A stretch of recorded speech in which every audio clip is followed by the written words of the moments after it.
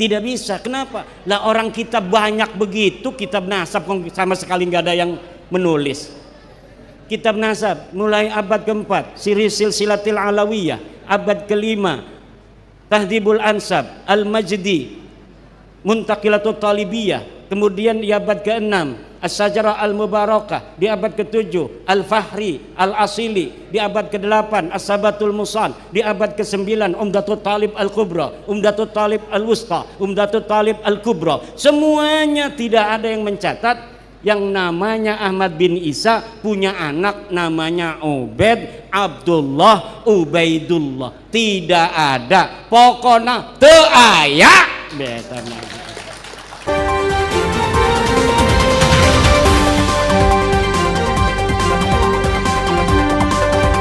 Agama Islam tidak mengenal yang namanya kemuliaan berdasarkan nasab.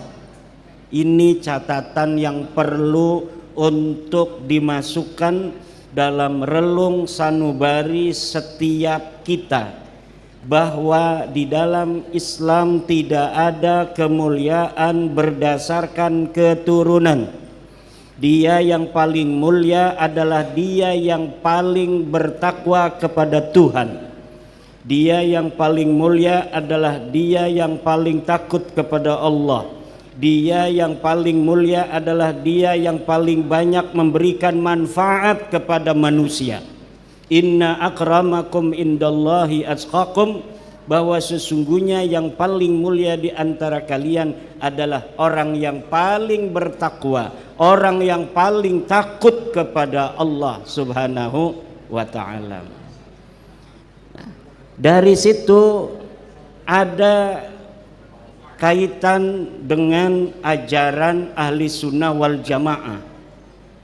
Walaupun yang namanya manusia di hadapan Allah adalah sama, semuanya mulia.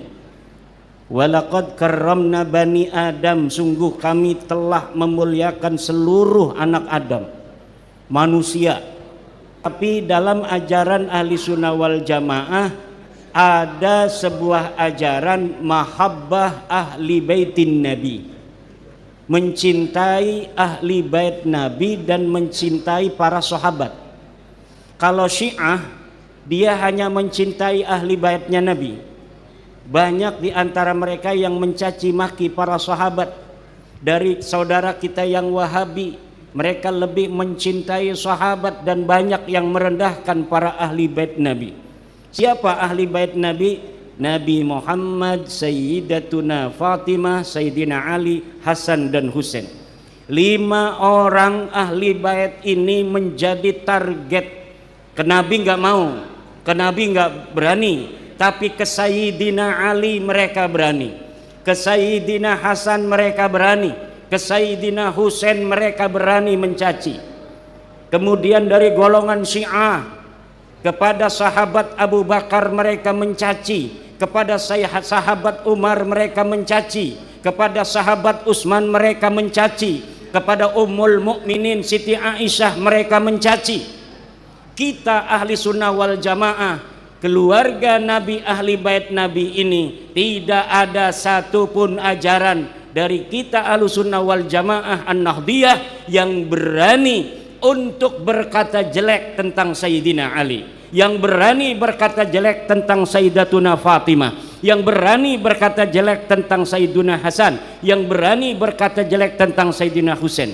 Begitu pula Nahdlatul Ulama ahli sunnah wal jamaah, tidak ada satupun yang berani untuk mencaci maki sahabat-sahabat Nabi, hatta Muawiyah radhiyallahu anhu.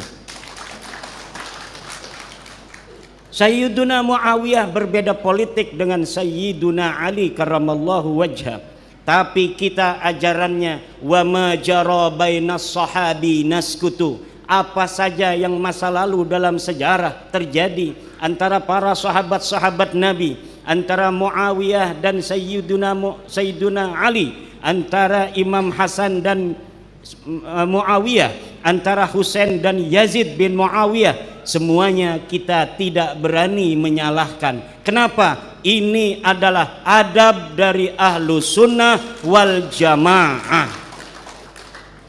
Dan kemudian ajaran yang kedua adalah walaupun tidak ada dalilnya untuk mencintai keturunan ahli bait. Kalau ahli bait keturunan mencintai ahli bait ada dalilnya. Wa ma as'alukum alaihi ajra illal mawaddata fil qurba. Salah satu tafsirannya adalah Ali, Hasan, Husain, Fatimah. Jangan sampai berani membenci ahli bait ini. Keturunan tidak ada dalilnya, tapi walaupun tidak ada dalilnya mencintai keturunan ahli bait, dalam tradisi ahli sunnah wal jamaah Asy'ariyah ada sebuah klausul postulat, wa nuhibbu ahla baiti Rasulillah wa dzurriyyatahu ila yaumil qiyamah. Wa kadzalika nuhibbu jami'a ashabin nabiyyi sallallahu alaihi wa alihi wasallam. Inilah bedanya kita antara Syiah, Wahabi, di tengah-tengah NU. Syiah, Wahabi, di tengah-tengah NU. Kalau Syiah sedang ngalem-ngalem kita, jangan percaya. Itu pasti digunakan untuk nyerang Wahabi. Kalau Wahabi lagi ngalem-ngalem kita, jangan percaya, pasti itu digunakan untuk nyerang Syiah. NU itu ibarat laki-laki yang punya 2 istri. Betul apa tidak?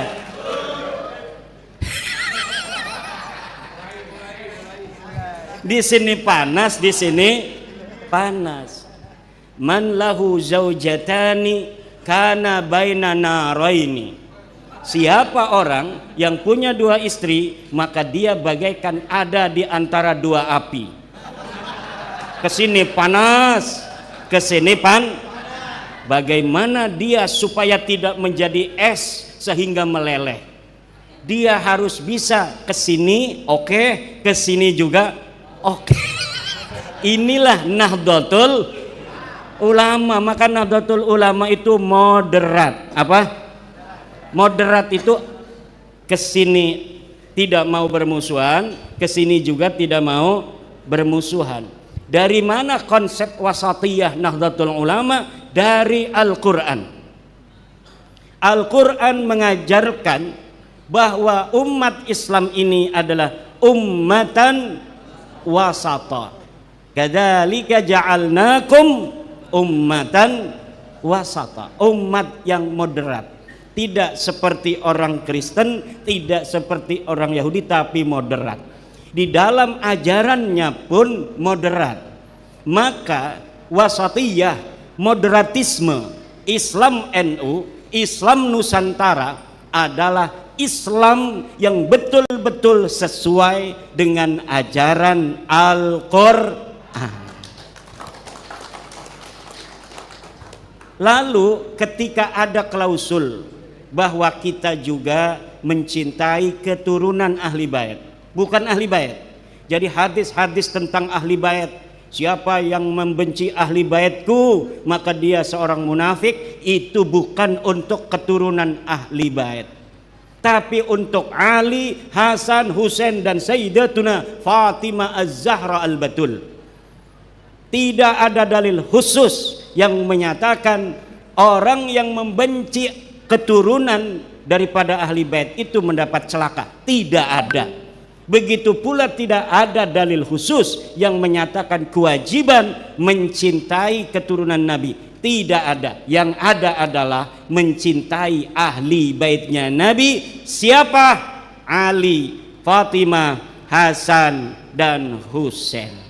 Maka ketika corona, kita diajarkan di Nahdlatul Ulama oleh Abu Yamuh tadi, berwasilah agar tidak kena corona dengan bertawasul, memohon kepada Allah dengan perantara Sayyidina Muhammad, Sayyidina Fatimah, Hasan dan Husain. Ya Imam Ali wal Murtada wabnahuma wal Fatimah. li khamsatun utfi biha aral waba ilhatimah al-Mustafa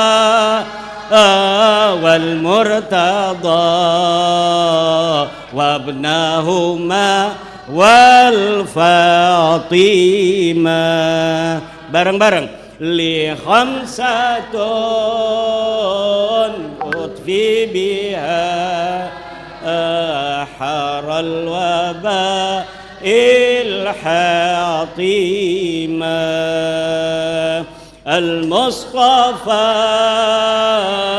wal Murtada wabnahuma wal Fatimah. Li khamsatun, aku punya 5 orang, utfi biha, yang dengannya aku padamkan harral wabail hatimah, penyakit corona yang ganas. Siapa dia? Al-Mustafa, Nabi Allah Muhammad sallallahu alaihi wasallam. Wal Murtada, man huwa al-Murtada? Sayyiduna Ali karramallahu wajhah. Wabnahuma, dan anak keduanya siapa? Sayyidina Hasan dan Sayyidina Husain. Wal Fatimah, dan Sayyidatul Fatimah radhiyallahu anha al-Batul. Ini tidak boleh ada satupun orang yang berani atau boleh berkata jelek terhadap ahlu baitin Nabi. Yang diriwayatkan di dalam hadis Ibni Abi Salamah, anaknya Abi Salamah. Abi Salamah nanti wafat, nanti istrinya dinikah oleh Rasulullah, namanya Ummu Salamah. Dia punya anak, anaknya yang meriwayatkan hadis bahwa ketika Rasulullah gilir ke rumah ibuku, Rasulullah panggil Fatimah, Rasulullah panggil Hasan, Rasulullah panggil Husain, Rasulullah panggil Ali, kemudian ditaruh Sayyidina Hasan, Sayyidina Husain, Sayyidina Fatimah di depannya, Sayyidina Ali ditaruh di belakangnya, kemudian ditutupi dengan sorban. Kemudian Rasulullah berkata, haulai ahlu baiti adhib anhumur rijsa wa tahhirhum tathira. Mereka inilah ya Allah sebagai ahli baitku. Hada nasun sarihun la yuraddu, bahwa ahli bait Nabi adalah Fatimah, Ali, Hasan dan Husain. Nah, kemudian keturunannya yang asli, ya, ini turunan asli. Keturunan asli itu masuk ahli baitnya hanya fi babiz zakati wa babid du'a. Dalam bab zakat masuk. Siapa orang yang mengaku keturunan Sayyidina Muhammad SAW hari ini, la yudfa'u lahumuz zakat, tidak boleh dikasih zakat. Wa du'a, dan masuk pada bab doa.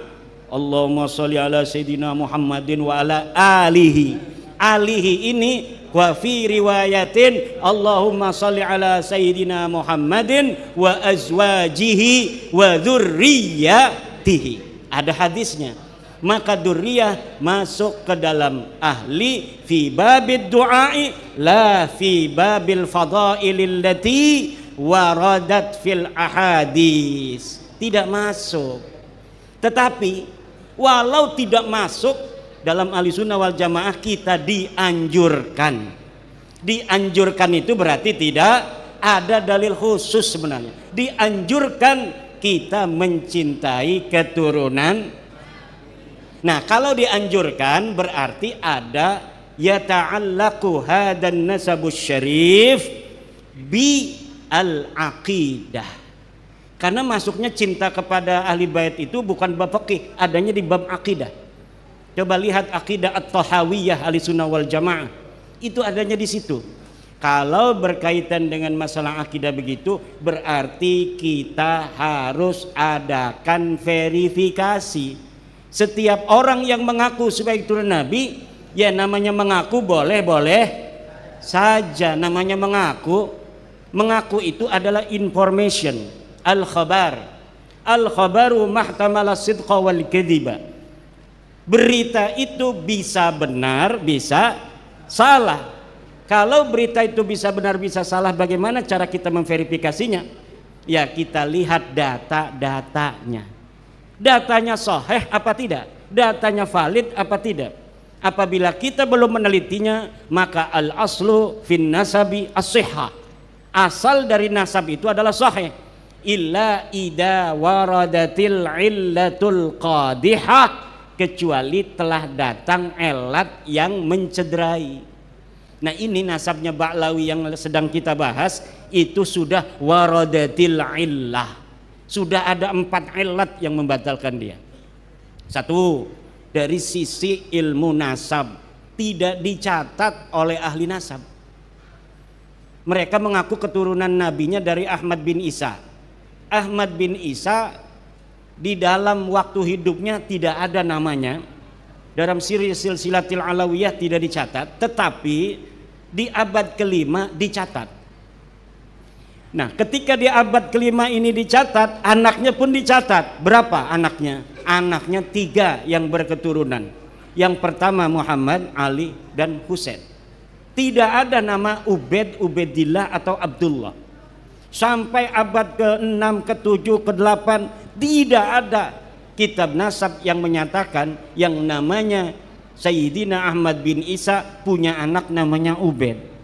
Lalu Ba'lawi ini di abad 9, leluhurnya Habib-Habib ini namanya Ali bin Abu Bakar As-Sakran, bikin kitab nih kayak Kiai Alawi, bikin catatan. Saya keturunan Nabi, nama saya Ali bin Abu Bakar bin Muhammad Mauladawilah bin Ali Al-Ghayyur bin Ali Sahibud Darak bin Muhammad Faqih Muqaddam bin Ali bin Muhammad Sahib Mirbat bin Alwi bin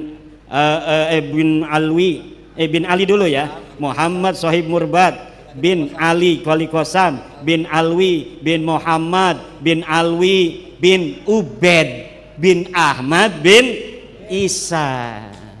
Nah, ini nasabun batilun mardudun maudu'un munqati'un la yasihhu al-ihtijaju bihi. Tidak bisa. Kenapa? Lah, orang kita banyak begitu kitab nasab sama sekali nggak ada yang menulis.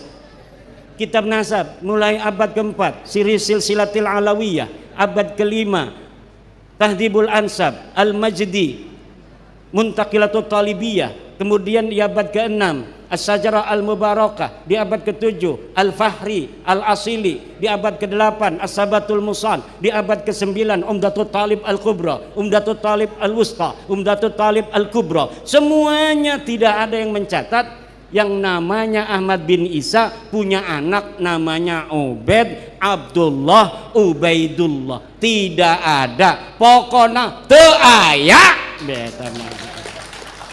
Cek orang Bandung nama teu aya iku ora ono.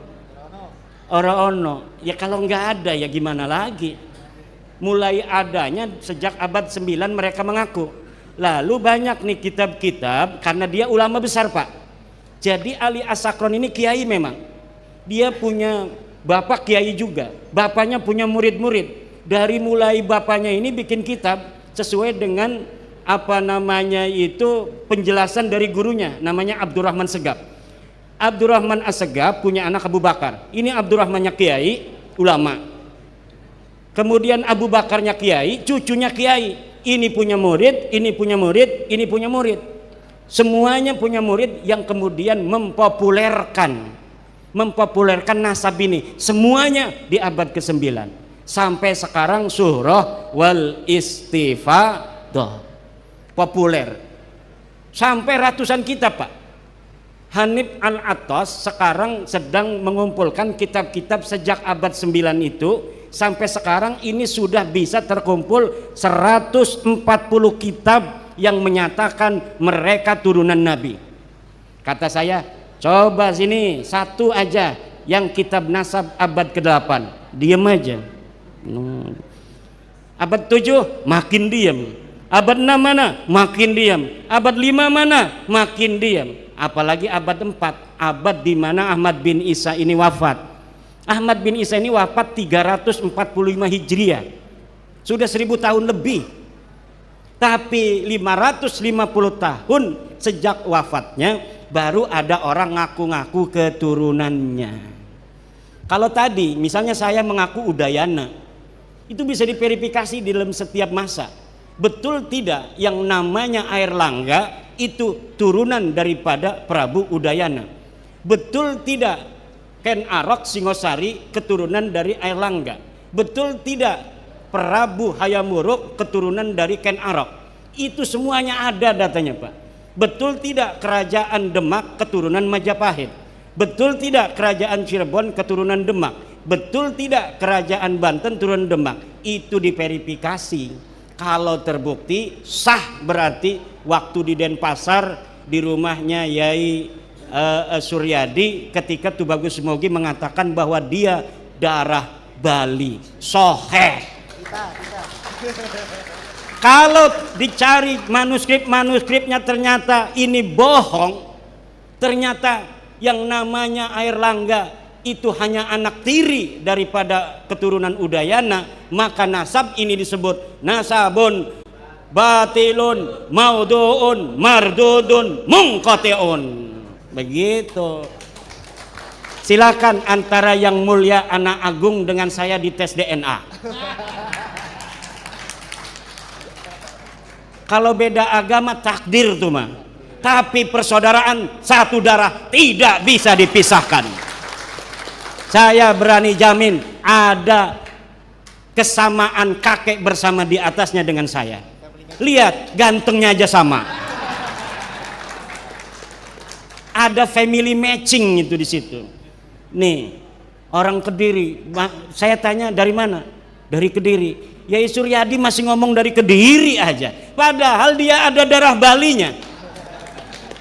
Udah sih jangan ngomong-ngomong Kediri lagi, orang Bali gitu. Lah orang turunan Udayana masih ngomong-ngomong dari Kediri, dapat duitnya dari Bali. Maka saya sudah ngomong sama Tubagus Mogi, nanti kita akan berusaha mengumpulkan data-data dari arsip nasional. Kita akan bikin nasab Nusantara. Dari mulai Aceh sampai Papua. Kita akan cari family matching dari sisi ilmu DNA, kita akan cari family matching dari ilmu nasab. Di mana kakek-kakek kita bersama? Kenapa? Agar persatuan Indonesia bukan hanya perjanjian di atas undang-undang dasar, tapi juga persatuan di atas sesama darah bangsa Indonesia. Suku boleh berbeda, agama boleh berbeda, tapi kita memiliki luhur yang sama, leluhur Nusantara. Ini yang akan kita lakukan masa depan. Kenapa? Menghadapi bagaimana sekarang ada upaya-upaya orang bukan orang Nusantara ingin menguasai Nusantara dengan membelokkan sejarah-sejarah Nusantara, perjuangan-perjuangan orang-orang Nusantara diklaim sebagai perjuangan dia. Penyebaran nilai-nilai moral bangsa Indonesia diklaim oleh mereka. Penyebaran Islam di Nusantara diklaim oleh mereka. Makam-makam berkeramat diklaim oleh mereka. Kita pengen tahu keramatnya mana. Keramat apa? Keramat dan khurafat itu beda, Pak. Ya. Nih ada keramat, ada khurafat. Kalau keramat, orang waliullah kelihatan nama orang keramatnya, bisa jalan di air, banyak yang menyaksikan, terus ditulis oleh saya yang menyaksikan bersama-sama orang tuh, Syekh Alawi Al-Bantani Masya alal ma'i fi Bali. Ketika jalan-jalan di Bali saya melihat bahwa Kiai Alawi berjalan di atas air. Itu namanya Kitabatul Karamah, menulis keramat para wali. Awas, keramat para wali itu yang ada yang hanya khurafat. Apa itu? Keramatnya nggak ada tapi dibohong-bohong. Syekh Tubagus Mogi bisa muncul dari sumur.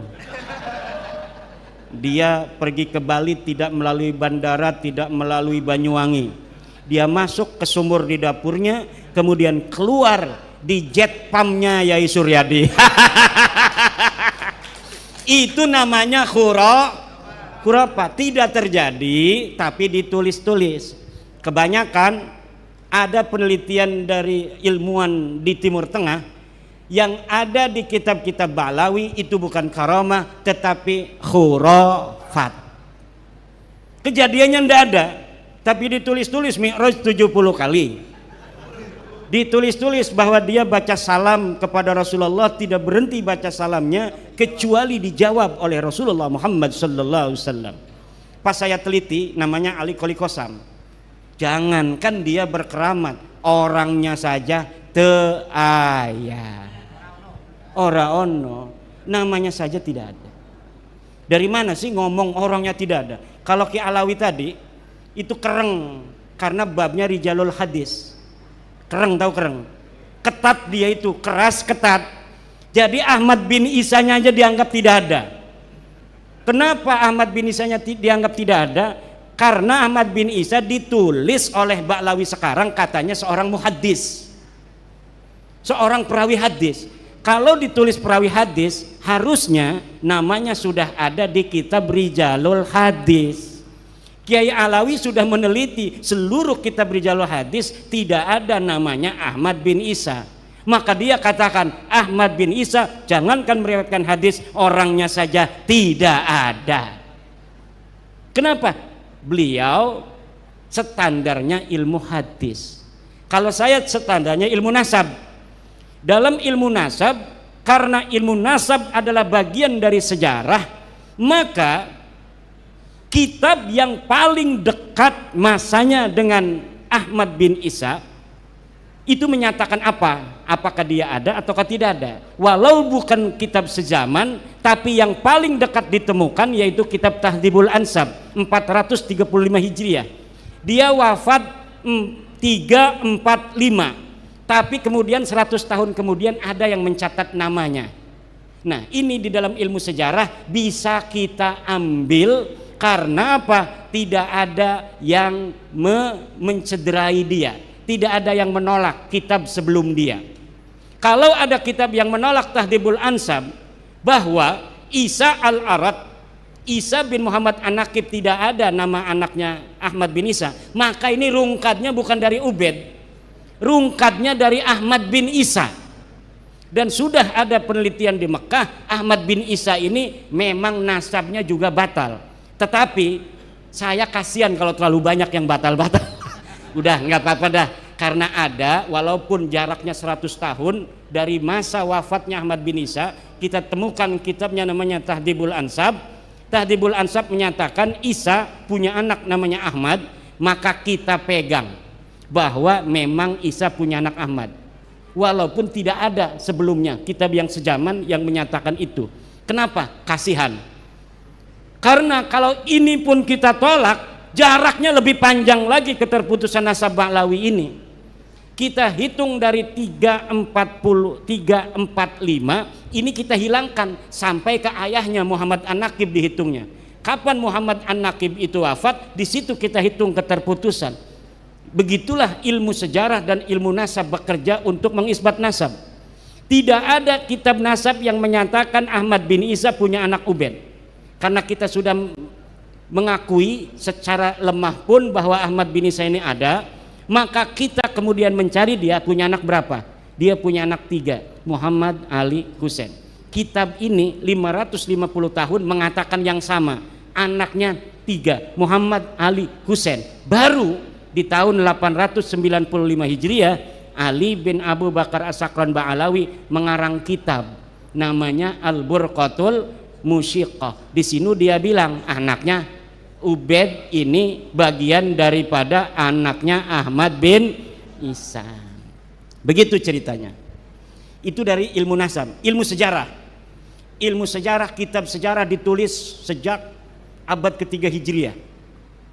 Abad kedua Nasabu Quraisy, Tarikh Baghdad, kemudian di sekitar Yaman itu ada Tabaqat Fuqaha'il Yaman, ada Tabaqat Sulaha'il Yaman, ada As-Suluk fi Tabaqatil Ulama wal Muluk, ada Musallam Al-Lahaji, ada kitab Mir'atul Jinan.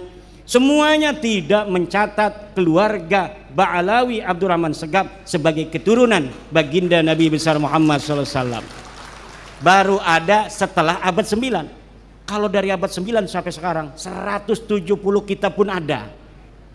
Tetapi dalam kaidah ilmu nasab, la yuhtaju bi kasratil masadiri idza kana asluha min marji'in wahidin.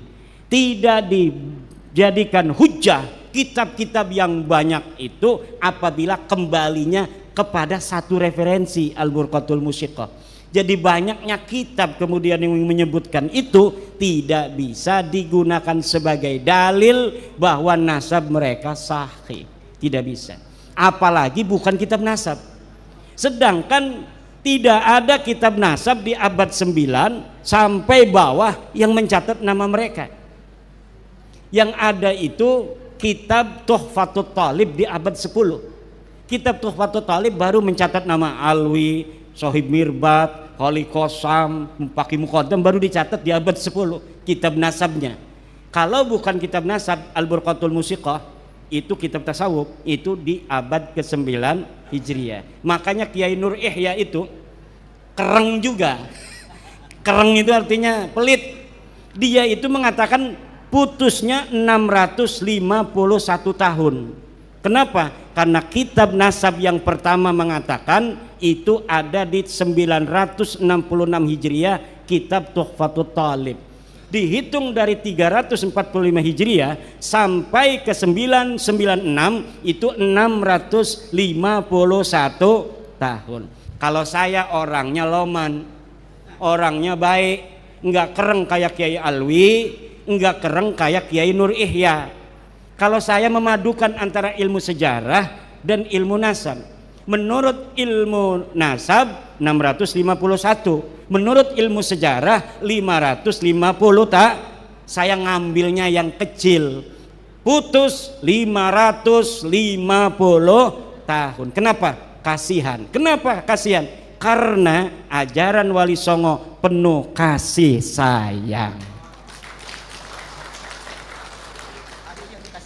Kasihan, terlalu panjang nanti makin sedih kan. Begini aja udah marahnya luar biasa. Ini kita ngomongin putus 550 tahun aja marahnya beneran, apalagi kita ngomong putusnya 650 tahun. Ketiga, dari ilmu DNA. Ini putus dari ilmu DNA. Bagaimana? Karena di dalam kitab Nasab Muqaddimah fi Ilmil Ansab, karya daripada Syekh An-Nasabah Khalil bin Ibrahim Ad-Duailimi, itu sudah dikatakan haplogrupnya orang Arab itu J1. Lihat kita Muqaddimah fi Ilmil Ansab, sudah ada di sana Pak. Orang Arab turunan-turunan Quraisy semuanya J1 kalau tes DNA. Kalau bukan J1 itu bukan orang Arab. Nah, bagaimana dia itu bisa menjadi keturunan Nabi kalau orang Arab aja bukan? Jadi masa depan nih Pak, hasil tes DNA kayak Ba'lawi ini nggak mungkin lagi dibahas dalam ilmu nasab dan ilmu sejarah tentang dia valid ataukah tidak. Karena masa depan itu ketika ingin menelusuri keturunan Nabi, cukup lihat tes DNA-nya dulu. Oh, tes DNA J1, oke, masuk dalam penelitian. Kenapa? Karena sudah ketahuan orang Arab, garis lurus laki-lakinya. Kalau misalnya haplogrupnya kayak Ba'lawi, G, golep. Kita mau ngapain saja di dalam ilmu nasab, ilmu sejarah, pasti ini ujung-ujungnya putus. Kenapa? Tidak ada kakek bersama antara Ba'lawi dan Nabi Muhammad selama 45.000 tahun dalam ilmu DNA.